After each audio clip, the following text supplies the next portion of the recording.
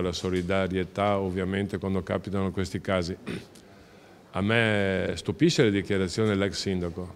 Il comandante della polizia è lo stesso, non credo sia cambiato, non credo che il nostro ex sindaco facesse personalmente attività di prevenzione. Sergio Giordani punta l'attenzione sulla sicurezza, soprattutto per gli anziani dopo l'aggressione all'ex consigliere Pellizzari, e a loro dedica un intero capitolo del suo programma elettorale. Non è uno slogan ma un dovere, dichiara il candidato di centrosinistra. 53.700 gli over 65 anni, di cui metà con più di 75 anni. Padova registra l'indice di vecchiaia più alto del Veneto, 207,62 persone anziane ogni 100 di età compresa tra gli 0 e i 14 anni. A loro, dichiara Giordani, bisogna dedicare la massima attenzione. Perché sono le persone più fragili, sono le persone più bisognose, le persone che spesso e volentieri solo con una telefonata si sentono vivi, si sentono partecipi alla nostra comunità. A supportare il candidato Giordani anche oggi l'ex assessore al sociale Alessandra Brunetti, e si inizia ufficiosamente ad anticipare possibili futuri membri di un'eventuale squadra di governo